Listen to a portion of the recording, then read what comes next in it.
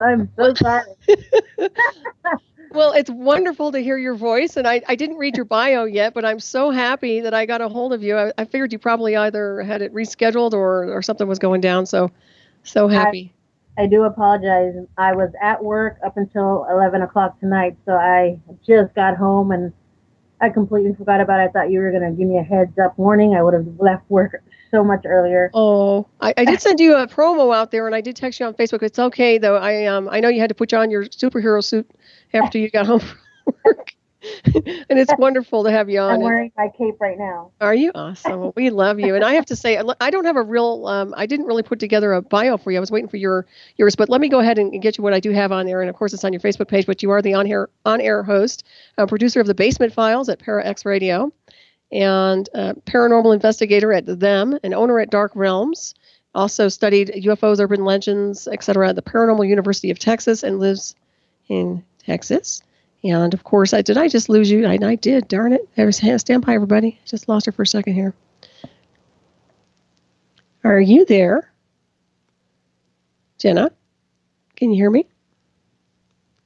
So is it going to be one of those Skype nights? Oh, I just saw her come back online. Yeah, it's going to be one of those weird-ass things. There should be a creepy clown theme not for my show, but for Revolution Radio, because there's some weird-ass crap that goes on this station when we're trying to get a hold of our hosts, and there she's trying to call me. Hi, everybody. Welcome to the world of crazy. All right, trying to get Genna again, and yes, the station went on hold temporarily. Very weird stuff going on tonight. Like I said, it's like we're expecting clown music. Feel free to hum to yourselves at this point. Oh my God, I'm so sorry. That's okay. That's all right. I got a hold of you now, so we'll see how that holds up. I did read your bio, or at least a portion of your bio, so hopefully that works a little bit there. Did you hear me reading any of it? I apologize. I heard you say that I was a owner of the Basement Files. Okay, yeah, and I read the rest too. That's good. Let me go ahead and fix this for a second. It keeps flagging. I don't know why. Alrighty, so I think we're going to be okay. And why don't you let everybody know who you are and your personal bio, because I really just read a generic one from the Facebook page, but give everybody a rundown insofar as who you are. As far as who I am a Native American woman. I am half Hispanic. I started with the paranormal professionally with teams in the year 2000. That's also the year that I became a solitaire witch. I decided to just follow my mom's background as far as that goes. I do run the Basement Files out of Parax Radio, and I also am. I've written 3 books, but I have not released them. I'm still the kind of shy kind of person that just isn't confident in myself as I used to be.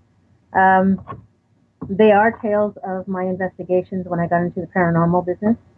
And the second book's a personal journey of my own when I lost my parents and my sister, and it was a very hard time for me. I did things that spiraled me down a road that I was thinking I would never come back from, and I attempted suicide. So it was a dark moment and dark poetry and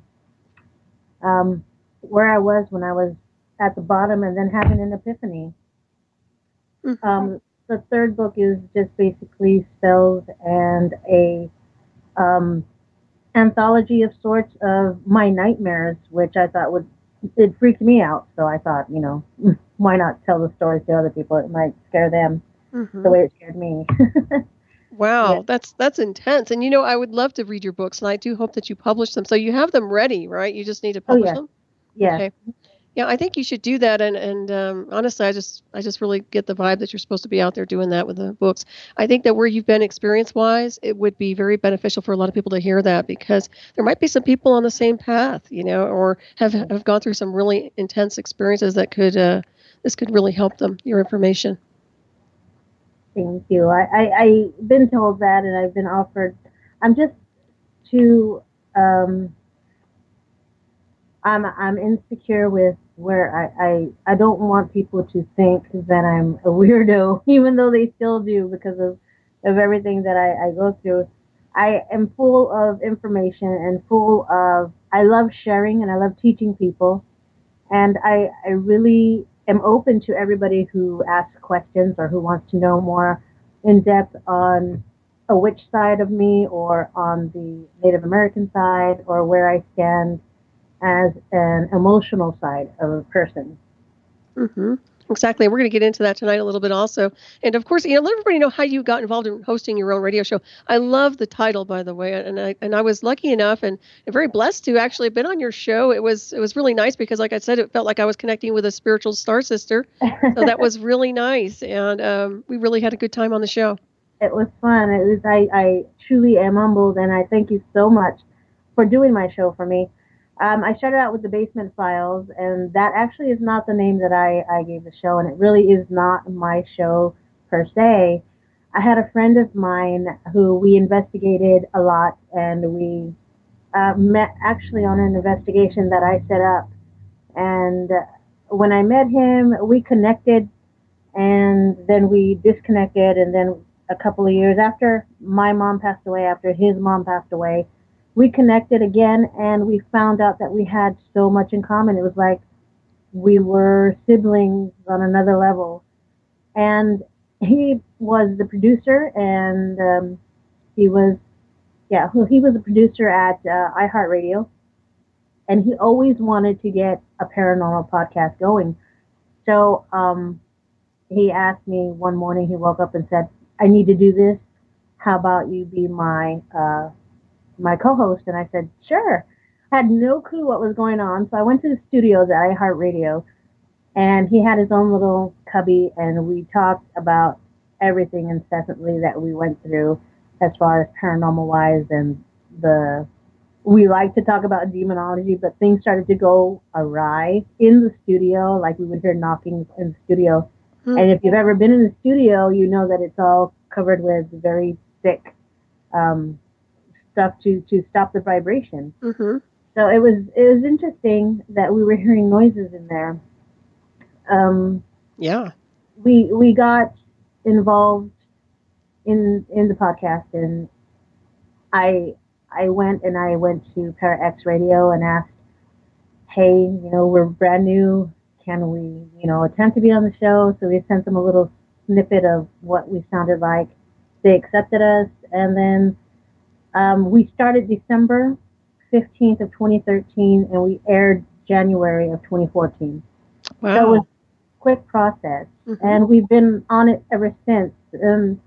September 9th of 2015, he died unexpectedly, and his brother and his sister-in-law wanted me to continue the show in his honor, and I had no clue how to produce a show. I had no clue how to get everything running. I didn't even know how to upload to the website. I was clueless, but I learned within one day how to edit, how to produce it, and how to get it out there. Nice. In one day, yeah. Wow, that's impressive. Thanks. That's awesome. Well, so you're with smart. every show, well, I don't know about that, but it's a passion. I loved doing it when we were together. I loved just talking about and rambling about things that interest me, and we had a lot to talk about. It's like you and I, when we were talking, you and I connected on a level where it was incredible. We didn't have to think about what we were going to say because you had knowledge that I wanted, and then I had some interesting stuff that you needed to know, and there we were. It was perfect. Right. Yeah, the bridge continues on. It's interesting how that's why I call it star family oriented, because when people connect, it's at the spirit, soul, consciousness level.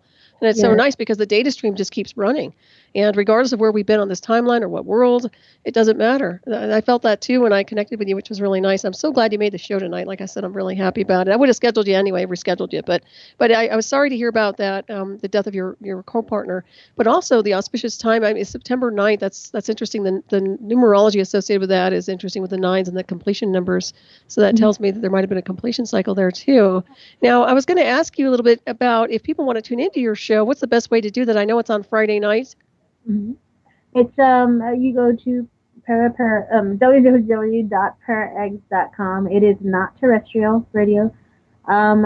You can go Friday nights from 6 p.m. Central, 7 p.m. Eastern, every Friday night. Excellent. Yeah, and I encourage everybody to take a listen. That's how I connected with you, because I heard your show. I was like, wow, this is a cool show. I really liked it.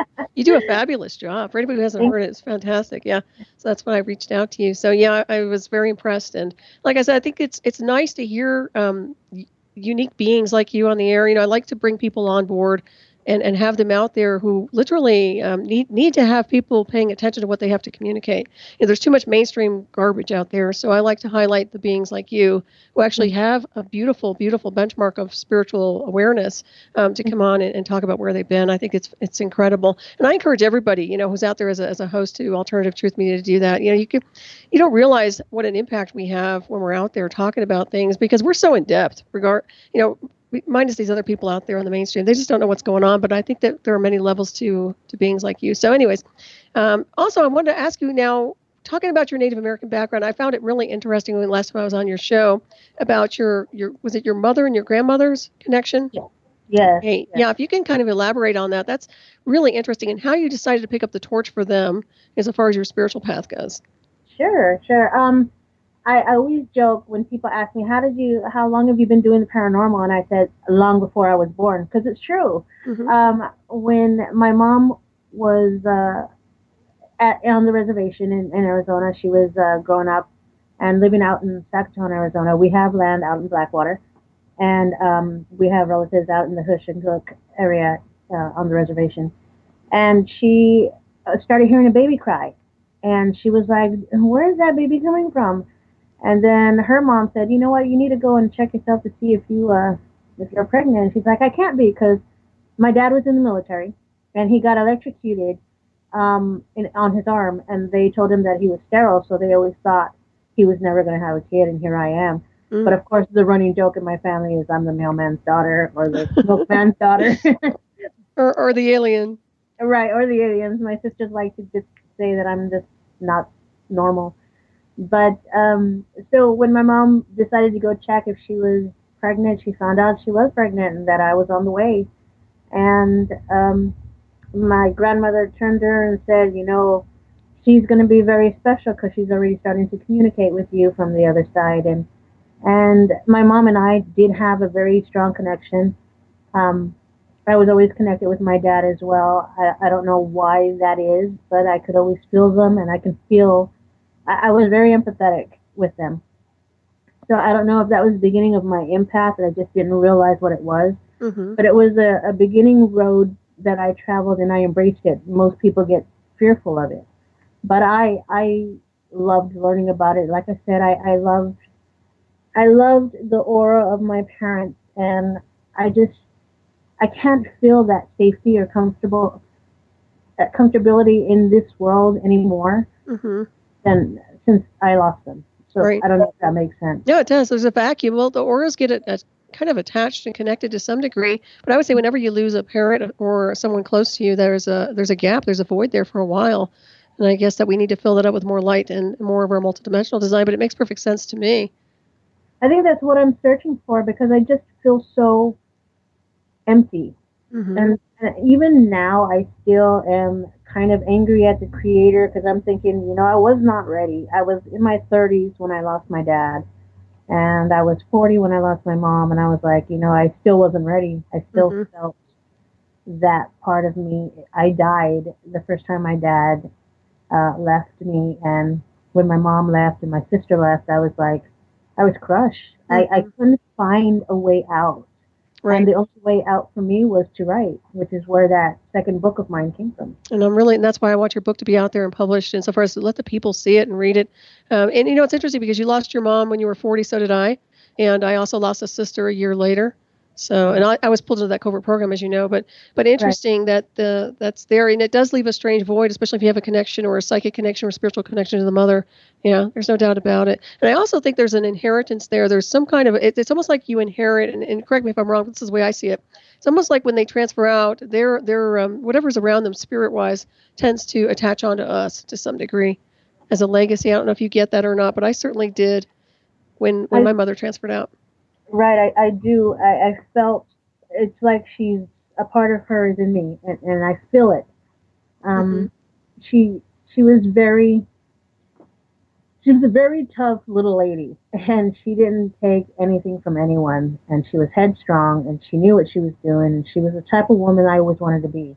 And I can only hope that I can reflect that now and make her proud, because she would sit there. She was blind and in a wheelchair, and she would smile every morning, and she couldn't see anything, and I would feel so bad in my heart because I was like, she can't see the beauty of the trees or the sky or the bird flying at the window, but she would sit there with a smile, and it touched me so much that I was thinking, she can't see for 10 years and she's sitting there with a smile.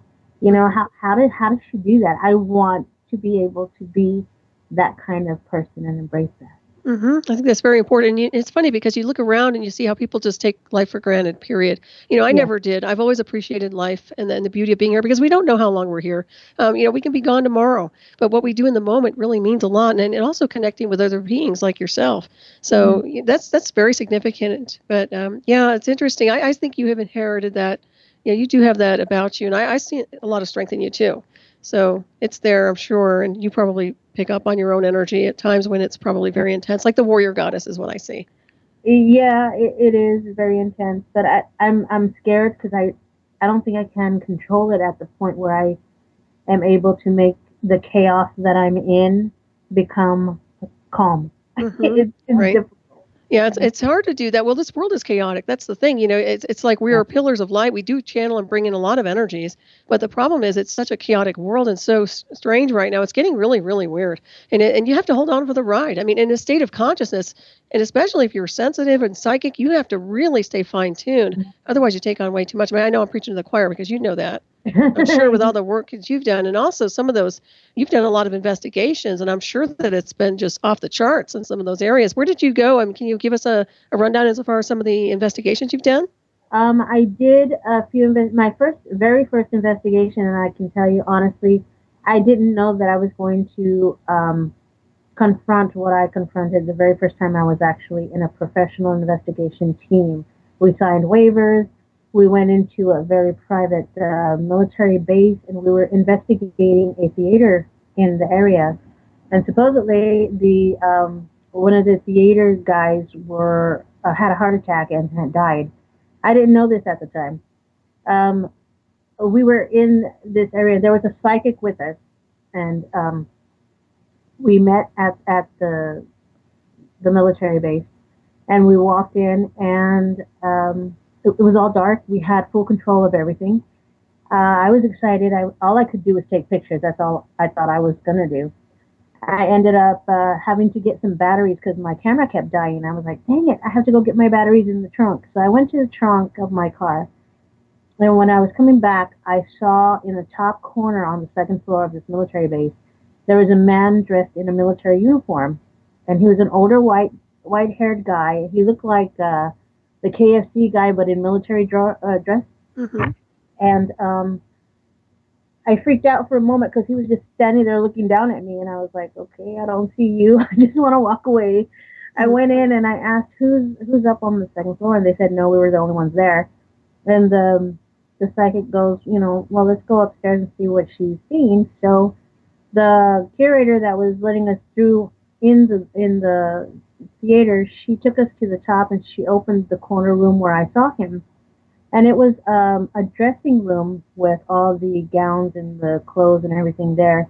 And the strange thing about it is that when I walked in, it looked hazy, like foggy. And I was like, why am I seeing this? And does nobody else see the fog or whatever? And when I looked at the window where I saw him, it was boarded up with board. Wow. So I told her, this is where I saw him standing. I explained what he looked like. And then I'm like, is anybody else seeing foggy or is it just me? And the psychic turned to me and she said, no, that just means that you're starting to be able to see. And I'm like, okay. So I walked out of the room, and in the hallway, I broke down and cried. Now, you always go and see these talk shows like Jerry Springer or Sally, Jesse Raphael, and you see people crying when something traumatic happens, and you think, oh my God, you're so silly. That's what I thought I would never happen to me. And I literally started crying because it terrified me for a moment, and I was shaking. And every room that I saw foggy, the psychic lady said, there's something in here. So that's how I knew I was learning Mm-hmm. to know what my abilities were at that time. Right. And I've had that multidimensional sight. It's interesting. Now, you are a healer, right? I think I am. I think that's Yes, you what are. I'm for. I think that's what I'm for. I can tell you that point blank. When you're seeing energy like that, yes, you Yeah. are. And it Oh, sounds to me like you've been initiated. That's why I was going to ask you if you've been initiated maybe by your ancestors or something, because you do have the healing ability. You can heal people. I know that. yes, I can, because everybody comes to me when they're sick. I had a bunch of PDRs, and for some reason, it never worked for anybody else. But when I got my hands on them, they were all better. Mm-hmm. So I would say, yeah, I was a healer. I consider myself a healer, but I'm like self-proclaimed. Well, some of the best healers are the ones like you. So I just pay attention to that, because I know that I know the signals and the signatures behind that sort of thing with healing ability. So that's very interesting. Now, when you were on the military base, how did you get on without a clearance? Did you need some kind of access to get in there? If it's an active military base, or was it an old one, or what? It's still an active base, and the woman that got us in actually worked at the theater, Okay. and so she had us cleared. Cool. That's great. I even asked her to go back the second time with a team of my own. Mm-hmm. But that was just after I had my back surgery, and I really couldn't do much. But the people that I took with me got great evidence. So. Wow. So you obviously know that there are ghosts and spirits there, which doesn't surprise me at all. Did you establish communication in narrative, any type of telepathy or anything? I I just saw the one guy, and that one freaked me out the most, and that's when I learned about what I began to see. Mm-hmm. When I went back, I was too much in pain and groggy. Mm-hmm. So, I had to sit a lot of times. I would walk and try to tell them the background of what was going on, but I didn't tell them who died and what died. So they did catch a lot of orbs in the restroom that was different colors. They caught like purple orbs or a red orb. Wow. So And basically, were they just looking for a confirmation that this place was active? yes. Mm-hmm. Wow. Very, very interesting. And it doesn't surprise me, especially with places like the military bases or other areas. And you have to ask, I guess you can't tell us which base it was, right? Or no? I can now. Okay. Actually, it was Fort Sam here in San Antonio, Texas. Oh, okay, cool. Wow. Yeah. That's pretty neat. Yeah, it was interesting. That was my very first paranormal experience, as far as realizing where I was beginning my beginning. Wow. Amazing. And I know you've done a lot more than that. And you also have now, you have your own group what is the name of your company? My company is Dark Realms, Texas. Okay, so that is a company. I love the name of that one too. Thank you. That was mine. Mm-hmm. I do have a paranormal team called Them, and we created this team in studio with Tracy. He said he wanted to make a paranormal team like, oh, it's them, or, there they are, them. And so we decided to do an anagram of, Texas hauntings, and then our other team that goes, and extreme manifestations. And we're like, yes, that's it. There's them. Oh, I love it. That's fantastic. I thought it was funny. It was hilarious. Oh, it's great. So that's the legacy. So he helped create that. And of course, he's not here anymore, right? So you have, or not in this dimension anyway, but literally you're still moving on with the momentum of that whole thing. Yes. That's wonderful. Yeah. And I have a personal one I made, which I took them to the second investigation at Fort Sam. I made a team called SAGE, which is San Antonio Ghost Encounters. Mm-hmm. And those are just basically, SAGE is made just for ghost hunt per se, or ghost investigations. Then Tracy and I were very much into conspiracy theories and UFOs and Bigfoot and DARPA. We wanted the paranormal aspect of that team. So if we want to go and hunt Bigfoot or hunt UFOs, then we know that we're going to go with the team with them, because they're more of the broader aspect of paranormal side. Mm-hmm. Right. As opposed to SAGE, who just goes after just paranormal ghosts, sighting, stuff like that. Exactly. And so when you actually do these investigations, do you do any type of a house clearing or anything like that? Or if I'm asked, if it's a business building, which we've been asked to do a lot, I don't do it. However, I do warn the people that I am with that to be respectful and to, if you're religious, if you want to say a prayer, you can. If you want to ground yourself, it's the best thing to do, and always say goodbye and uh, be respectful of what's around you. Right. No, that's very good. Have you encountered a lot of hostile entities or anything that even leads to maybe a possession of some kind? Actually, I was involved in a possession, but I was about 15 years old. It wasn't me. Mm-hmm. My cousin, who was full-blooded Native American, and I say was because she passed away when she was 30. Mm. She came to live with us when I was about 15. She was 14. So she came over, and my aunt, which is my mom's sister, was not a very good person. And the rumor was that she sold her soul to the devil. She had a black Bible. She went to the backyard, did a bunch of, you know, stuff that shouldn't be done. And because she was sick. She was supposed to die within 6 months, and she died in 2012. Wow. Yeah, so she was the one that everybody feared. Mm-hmm. And she was taking care of my cousin for the longest time, my cousin and her siblings. And then my mom fostered my cousin. So she came to Texas. When she came to Texas, she had taken her out and given her food and fed her things and things that she wasn't supposed to eat because it got really bad when she was here. She started acting weird. She started talking in languages that she wasn't educated enough to know. It got really bad to the point where she was starting to get physically abusive to anyone who would look at her. Not touch her, just look at her. Wow. And the eyes are And the windows to the soul. You know that. yeah, so my dad and his sister, my aunt, knew a curandero, and curandero in English is a healer. Mm-hmm. And so they brought her to him, and he had to work on her at least 2 or 3 times. He had apparently put nails in her chest, above her heart. She had 3 little marks on it, and that was, I Wow. guess, signify the Christ and Jesus and God. And it got to the point where it was cold back in 1987, 86. Mm-hmm. It snowed here in San Antonio, and it was extremely cold outside, like below 20 degrees or something like that, or 20 degrees, at least 10 degrees outside. It was really cold, and it snowed here for the first time. And she was staying in the middle room with us, and she had gotten up on the bed, and she was having this exorcism type fit. Mm-hmm. She stood up, and she was clenching her hands and gritting her teeth. And my other sisters left. Me and my oldest sister are the only ones that stayed. And we were at the edge of the bed, and she was at the head of the bed.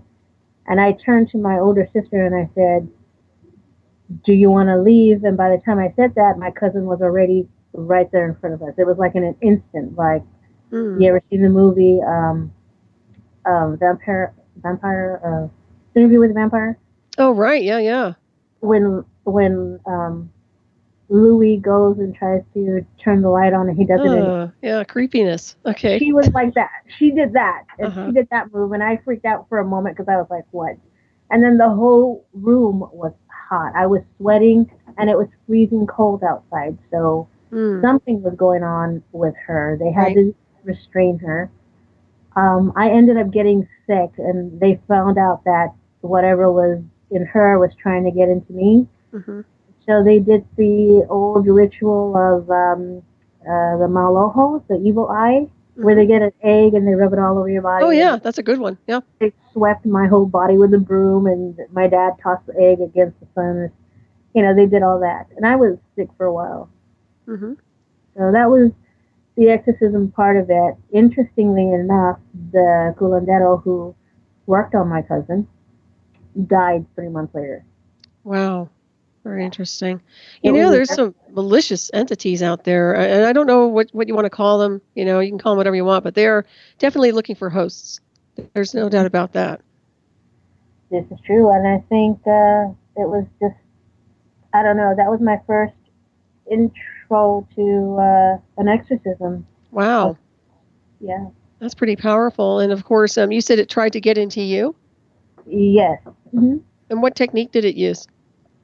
I think it was through her eyes because Mm. she would stare at me Mm-hmm. and then she would like move her mouth like she was talking, but she wasn't really saying anything. But Mm. her mouth was moving, and Wow. she would give me those dead eye looks, and I would look at her like, "What are you trying to say?" But I wasn't really paying attention to what was actually going on. I was like 15, so Mm-hmm. I was open to it, and I was new, and I was a kid, so what better way to go into another vessel is to go into an innocent person. Right. It's very, very interesting. And there's that thin line between real possession, entity possession, or demonic, whatever you want to call it, Right. versus the stuff that I know, which they can do, which is the remote brain hacking, which is dealing with implants and signals and transmissions, but can create that same electronic possession. And I mean, everything from talking in tongues to looking strange and body movement that's odd. I'm not kidding you. So it's really weird, just hearing about this. And one thing I do know is that a lot of the Native American tribes,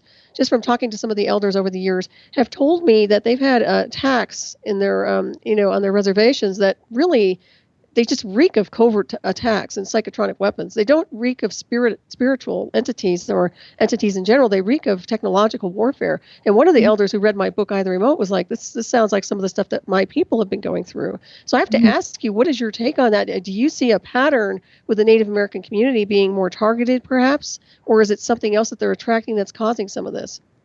Honestly, I've been on the reservation. I've never lived on the reservation for a long period of time. I've lived there months at a time. And I can tell you the soil there is amazing.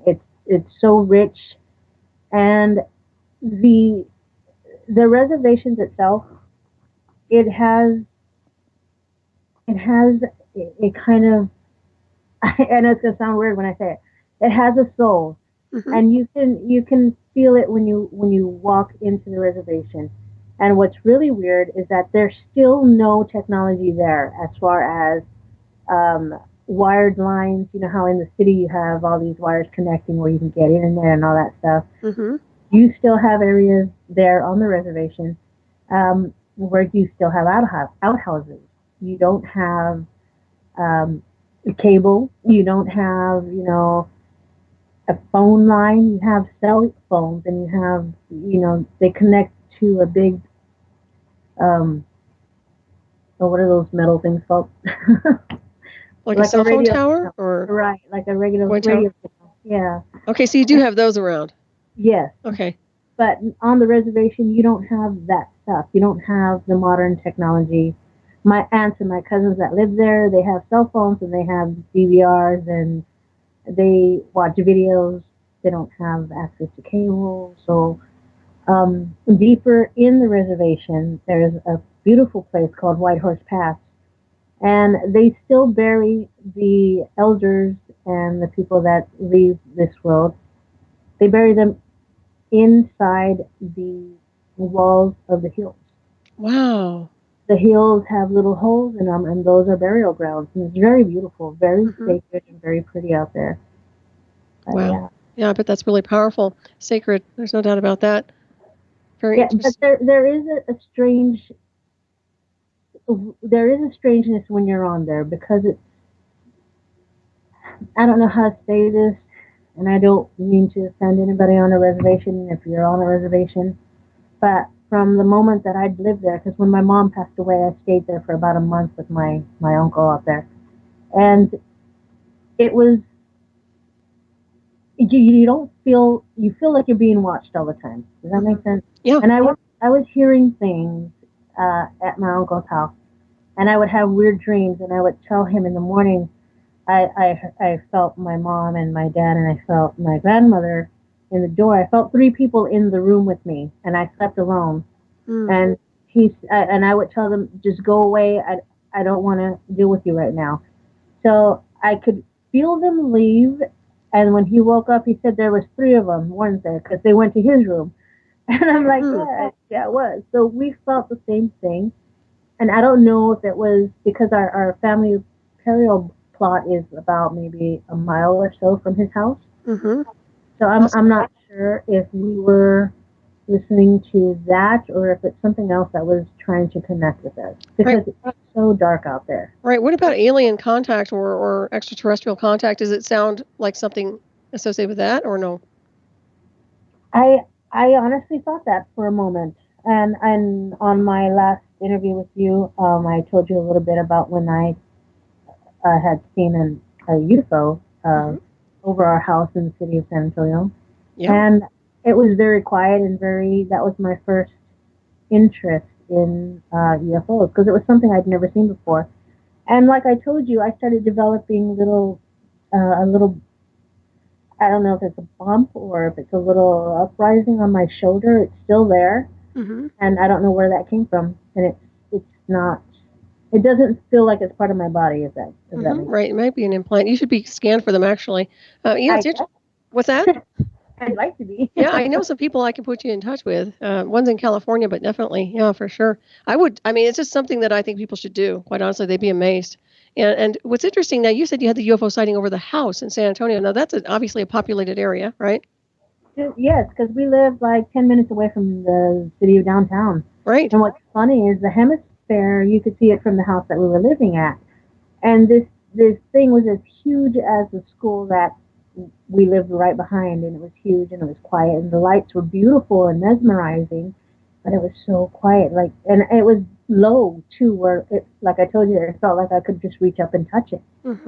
And it flew over my head, but I couldn't hear anything, but I could see my dogs barking because I was outside playing with my dogs when I saw this thing. I was in shock, but then it was just like it captivated me, and I couldn't hear anything. I couldn't even hear my dogs bark.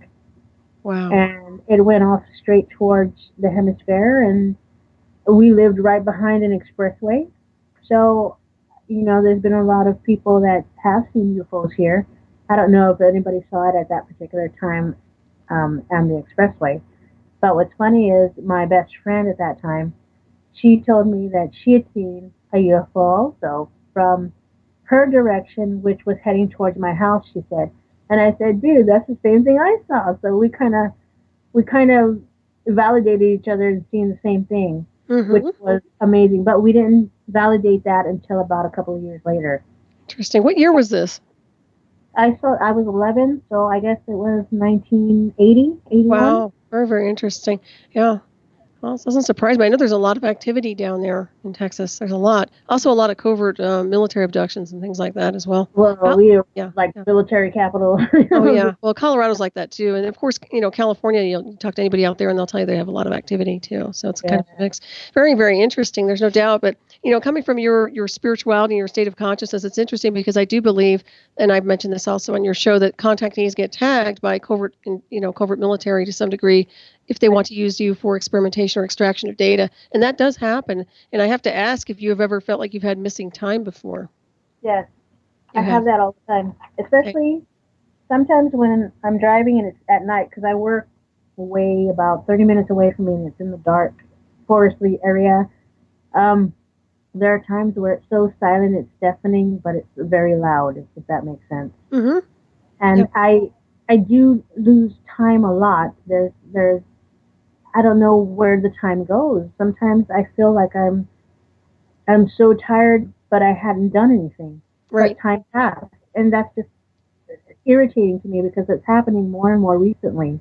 It's almost like you're busy in multiple realities or something. It's interesting. Have you ever, you sound like you're sensitive to frequency and hearing too, like you hear signals and frequencies. I have to ask you if you've ever felt or if you've heard a low propulsion system or frequency, like a pulsation. If you ever wake up hearing a vibration that's very heavy, but low propulsion, like it sounds like an engine. It sounded to me like a buzzing, and I've been hearing that recently, like a very deep buzzing, and then it's deafening, and I'm asking, can you hear that? And my husband's looking at me and saying, I don't hear nothing. Interesting. I have to ask these questions because it's a correlation with a lot of people who have, first of all, very, very psychic, clairvoyant, clairaudience, and also some of the technological devices and transmissions they're using here on the timeline. So I was just curious about that. And that is happening in Colorado as well. I'm sure if you're out there and you're listening and you get it, shoot me an email or contact Genna.